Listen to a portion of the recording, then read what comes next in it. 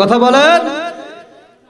আজকে বুঝে মানলে মিয়ানমারের মুসলমান মার খেত না, আজকে বুঝে মানলে কাশ্মীরের মুসলমান মার খেত না। মুসলমান ভাইরা আমার, আজকে মুসলমান যদি কোরআনুল কারীম ঘরে না রেখে যদি নিজের পাল্লা বঙ্গভবন থেকে শুরু করে রান্নাঘর পর্যন্ত আল্লাহর কোরআনুল কারীম যদি মানত, বিশ্বাস করেন মুসলমান ইহুদি কাফের নাস্তিকের বাচ্চারা আমার মুসলমান মায়ের গায়ে, আমার মুসলমান বোনের ইজ্জত দিতে পারতো না, আমার মুসলমান ভাইকে হত্যা করতে পারতো না। কথা বলেন ঠিক কিনা মুসলমান? আমি বক্তা রাকিবুল ইসলাম জিহাদি বলতে চাই, আর একটা বার যদি ওই কাশ্মীরের বুকে আমার আপনার ভাই, আমার আপনার বোন, আমার আপনার মা যদি লাঞ্ছিত হয়, বঞ্চিত হয়, নিষ্পেদিত হয়, ও মুসলমান ভাইরা আমার, আমরা সেই প্রধানমন্ত্রীকে জানাইতে চাই, ওই নরেন্দ্র মোদীকে জানাই দিতে চাই, ওই কাশ্মীরের মাত্র 45 কেজি ওজনের ওই মিয়ানমারের সরকারকে জানাই দিতে চাই, আর একটা বার যদি আমার মুসলমান মায়ের ইজ্জত না হয়, আমার মুসলমান ভাইয়ের যদি হত্যা করা হয়, ও মিয়ানমারের সরকার, ও মোদী সরকার, তুমি শুনে রাখো, তোমাকে বঙ্গভবন জন্য, তোমাকে পালাবার জন্য কোনো নৌকা দেওয়া হবে না। কথা বলেন ঠিক কিনা মুসলমান? কারা কারা রাজি আছেন আল্লাহকে সাক্ষী রাখতে হবে? আল্লাহকে সাক্ষী রেখে দুটি হাত তুলে তাকবীর দেন।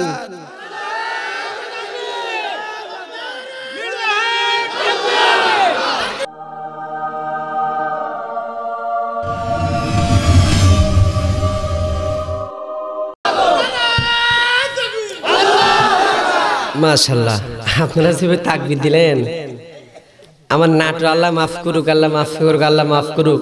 একটু ডিপলি চলে যাচ্ছি। আমার নাটক জেলা যে দুই মহিলা ঝগড়া শুরু করে, এসে জোরে কথা হবে।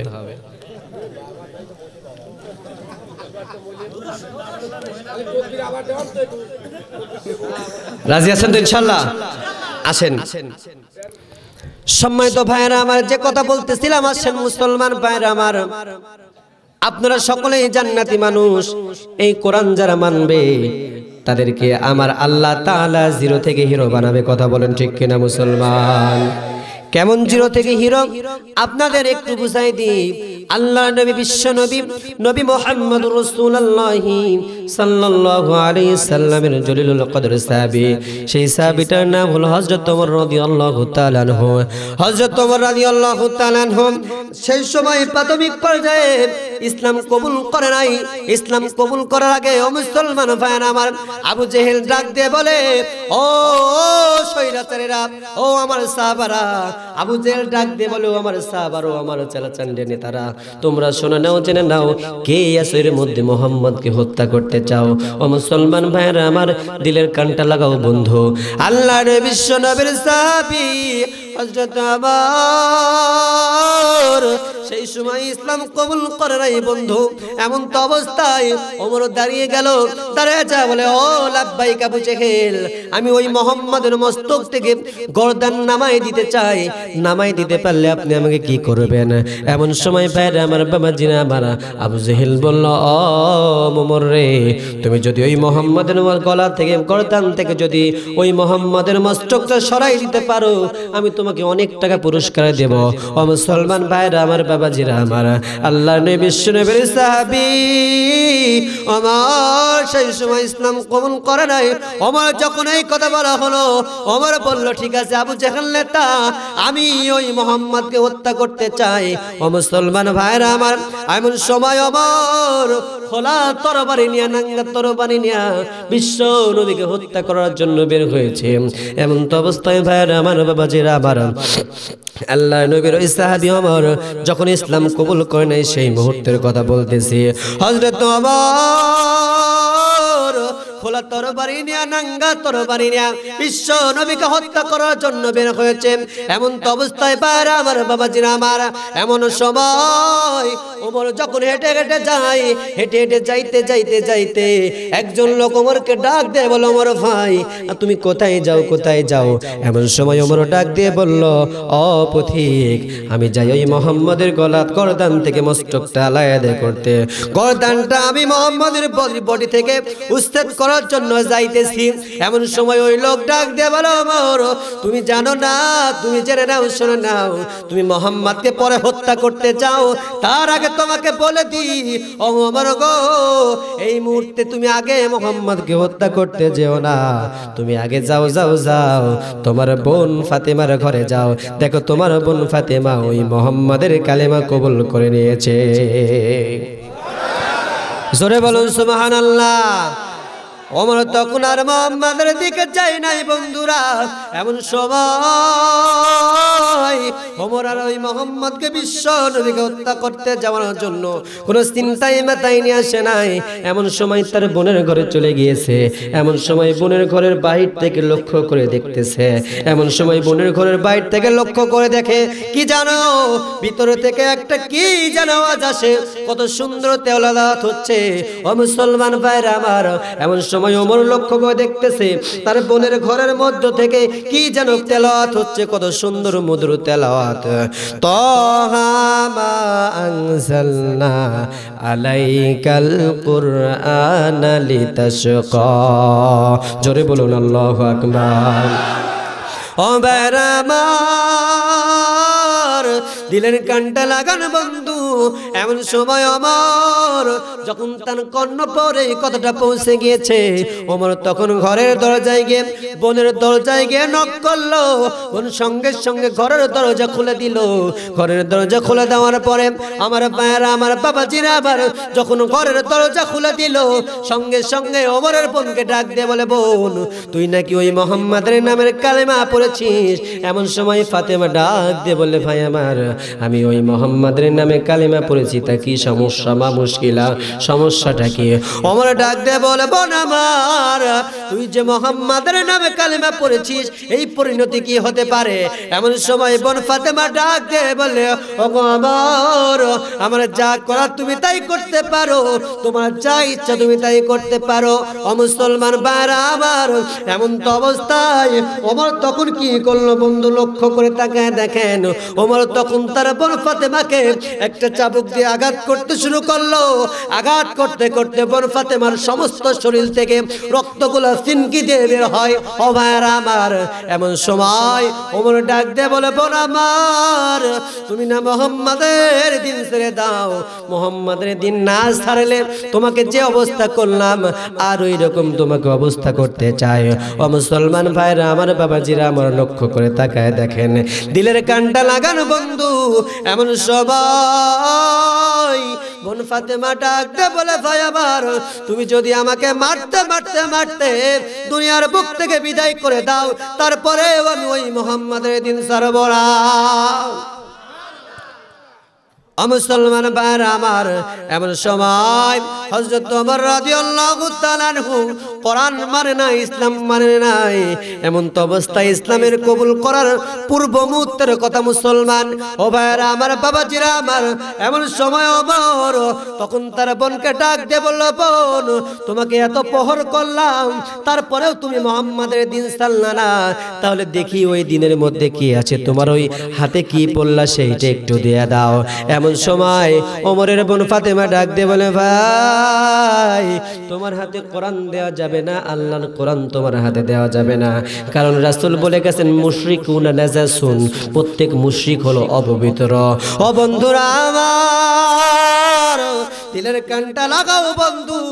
যারা কোরআন মানে কোরআনী আন্দোলন করে, তারা জেল জুলুম হামলা মামলা হুলিয়াকে ভয় করে না। ভাইরা আমার, বাবাজিরা আমার, এমন তো অবস্থায় হযরত ওমরের বোন বলল, ফাতেমা ডাক দিয়ে বলে, ভাই মুশরিকুনা নাজাসুন, প্রত্যেক মুশরিক হলো অপবিত্র, তুমি তো মুশরিক, তোমার হাতে তো আল্লাহর কোরআন দেওয়া যাবে? জোরে বলেন যাবে?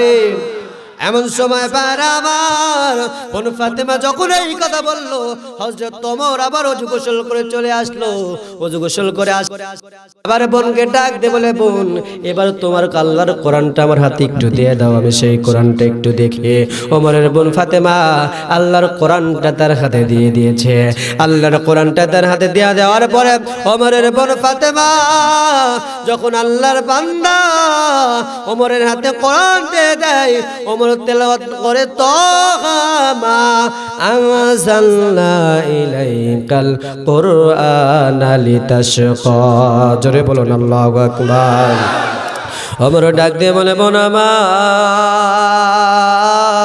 এত সুন্দর মধুর কিতাব তো কোনোদিন দেখি নাই, এত সুন্দর মধুর কিতাব তো কোনোদিন পড়ে নাই। ও বোন আমার, আর আমি দেরি করতে চাই না, তুমি বলো আমি বিশ্ব নবীর দরবারে যাইতে চাই। আমি বিশ্ব নবীর দরবারে গিয়ে, আমি বিশ্ব নবীর দরবারে গিয়ে আমি সেই মুহাম্মাদের কালেমা পড়তে চাই। বলেন সুবহানাল্লাহ। হযরত ওমর আল্লাহর কোরআনটা হাতে নিয়ে, বন্ধুরা আমার, আল্লাহর কোরআন হাতে নিয়ে হযরত ওমর খোলা নাঙ্গা তরবারিটা নিয়ে বিশ্ব নবীর দরবারের দিকে রওনা দিয়েছে। পথের মধ্যে যখন হযরত ওমর চলে যায়, যাইতে যাইতে ভাইরা আমার, বিশ্ব নবীর কাছে একজন মানুষ খবরটা পৌঁছায় দিল, একজন সাহাবী খবর পৌঁছায় দেয়। ওগো আল্লাহর নবী, বিশ্ব নবী, ওগো জনাবি মুহাম্মদুর রাসূলুল্লাহ সাল্লাল্লাহু আলাইহি ওয়াসাল্লাম, আপনি শুনে নেন, জেনে নেন, এই মুহূর্তে ওমর নাঙ্গা তরবারি নিয়ে, খোলা তরবারি নিয়ে আপনাকে হত্যা করার জন্য আসছে। আপনি একটু সাইডে সরে যান, আপনি একটু দূরে সরে যান। এমন সময় আল্লাহর নবী বিশ্ব নবী ডাক দিয়ে বলে, ও সাহাবী, তুমি জানো না আমি রাসূল যা জানি তুমি তাই জানো না। ও সাহাবী, তুমি সরে নাও, জানো নাও, আমার মনে হয় এই মুহূর্তে আল্লাহ তাআলা ওমরের নাঙ্গা তরবারি, ওমরের খোলা তরবারিকা আমার আল্লাহ ইসলামের জন্য, কোরআনের জন্য কবুল মঞ্জুর করেছে। ভাইরা আমার, বাবাজিরা আমার, হযরত ওমর রাদিয়াল্লাহু তাআলা আনহু বিশ্ব নবীর দরবারে চলে গিয়েছে। বিশ্ব নবীর দরবারে যাওয়ার পরে কেঁদে কেঁদে কয়, নবী, ওগো আল্লাহর রাসূল, জীবনে অনেক পাপ করেছি, জানি না আমার গুনাহ মাফ হবে কিনা। আল্লাহর নবী বিশ্ব নবী ডাক দিয়ে বলে, ওমর, ইয়া আইয়ুহাল্লাযীনা আমানু তুবু ইলাল্লাহ। ওহে আল্লাহ পাক রব্বুল আলামিন ডাক দিয়ে বলে, ওমর, ইয়া আইয়ুহাল্লাযীনা আমানু, যারা ঈমান এনেছে, তুবু ইলাল্লাহ, তওবা করো, আমি আল্লাহ কবুল করে দিব। ও মুসলমান ভাইরা আমার, ভুল করবেন আল্লাহ তাআলা মাফ করবে, কথা বলেন ঠিক কিনা? ভুল করবেন, তওবা করবেন, আমার আল্লাহ মাফ করে দিবে। ও মুসলমান ভাইরা আমার, আবার ভুল করবেন, আবার তওবা করবেন, মাফ করবেন কে? আরো জোরে বলেন, মাফ করবেন কে? ও মুসলমান ভাইরা আমার, আল্লাহর নবী বিশ্ব নবী ডাক দিয়ে বলে, ওমর, তুমি শুনে নাও, জেনে নাও, তোমার আল্লাহ পাক রব্বুল আলামিন তোমার জীবন জিন্দেগীর সমস্ত গুনাহ খাতা মাফ করবে। তুমি যদি কালেমার সঠিক দাওয়াত দাও, কালেমার হক কথাগুলো যদি ইসলামের জন্য, কোরআনের জন্য যদি তোমার নাঙ্গা তরবারি, খোলা তরবারিটা যদি তুমি আল্লাহর জমিনে দিয়ে দাও, আল্লাহ তাআলা তোমার জীবন জিন্দেগীর গুনাহ খাতা মাফ করে দিবে। এমন সময় ওমর ডাক দিয়ে বলে, নবী,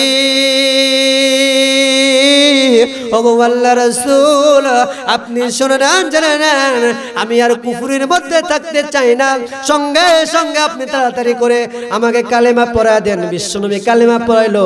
হযরত ওমর কালেমা পড়ে নিল, লা ইলাহা ইল্লাল্লাহু মুহাম্মাদুর রাসূল। তো জিকির করে, লা ইলাহা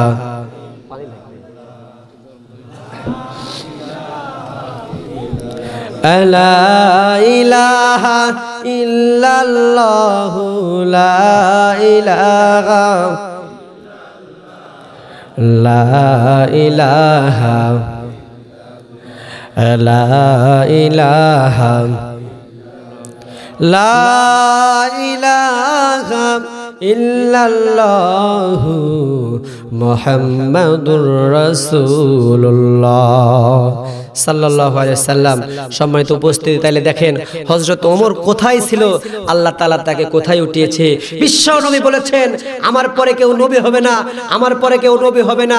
যদি আমার পরে কেউ নবী হতো, হযরত ওমর হতো। বলেন সুবহানাল্লাহ।